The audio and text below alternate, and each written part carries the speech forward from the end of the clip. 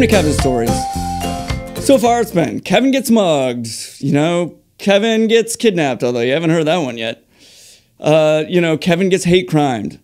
Kevin meets Banksy, Kevin this, Kevin that. It's not all about me, all right? And sometimes living your best life is about just being there to witness something truly remarkable.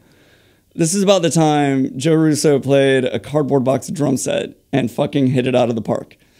So I toured in a band called Fat Mama from 1997 to like 2001 and loved it. It was amazing. All those guys were ultra hip. Everybody had different tastes in music, which was cool. And the talent level in that band was just staggering. I've got a bunch of stories like this. So many stories where like guys in that band would do something that was so fucking impressive. It was like laugh out loud funny, So we had a gig with Robert Walters' 20th Congress at the Aggie in Fort Collins, Colorado. And not a small gig, just like a 650 capacity theater. I said as though I didn't look it up before I made this video, just off the top of my head, I think it was like 650. It's a 650 capacity theater. So it wasn't a small gig. And we were sharing backline. So we were using their drum set, we were sharing their drum set and bass rig. I think that was it. They were super late because they were coming from a ski town and there was like a snowstorm in the mountains because there's it's Colorado. There's always a snowstorm in the mountains.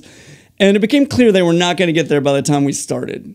So we were like, man, what are we going to do? Like Jonty Simon, the bass player, is like, I'll just plug in direct, because bass players always have an easy solution. But Russo only had a snare drum, a bass drum pedal, hi-hat cymbals, crash cymbal, ride cymbal. That was it.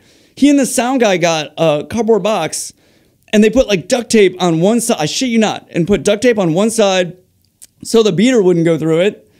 And then he like sat on the edge of the drum riser, held this, you didn't have a snare drum stand even, held this snare drum up with his foot. So it was like at an angle off the floor. And then he put the hi-hat cymbals like on top of each other, like nested, just upside down on the drum riser, next to him, just on the carpet. And same thing with the ride cymbal. It's like crash cymbal, I don't know. It's like, he's not greedy. He probably didn't even use that. It was like 90s Levi's commercial drum set. And he fucking hit it out of the park. And it wasn't just like he got through the gig, It was like, I'd forget all about it.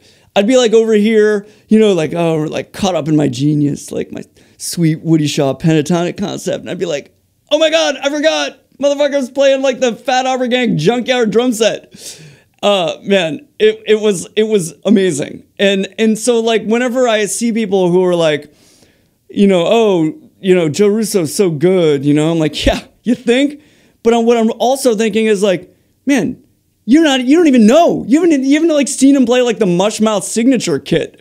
It's like, I often am like listening to people and they're like telling me how good Joe Russo is, thinking like, man, you're not fucking qualified to say that. I was like the golden boy, I was like full ride to college. It's like, you have no business saying that. I am the CEO of the business of telling you that guy is a fucking phenomenon.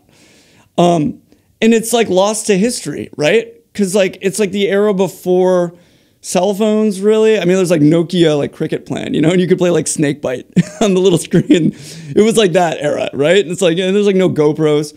So it's just gone, It'd be like a viral video today and like a meme and like a trend on TikTok. Like it would be like with like stickers and emojis. Like it's nuts and it's just gone.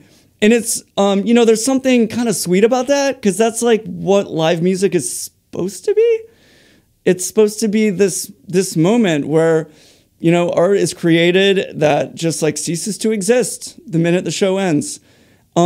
And there were people there who got to see it because they went out and they saw live music and they weren't fucking standing there holding their phone or any of that. Like, so there's something like beautiful about it also.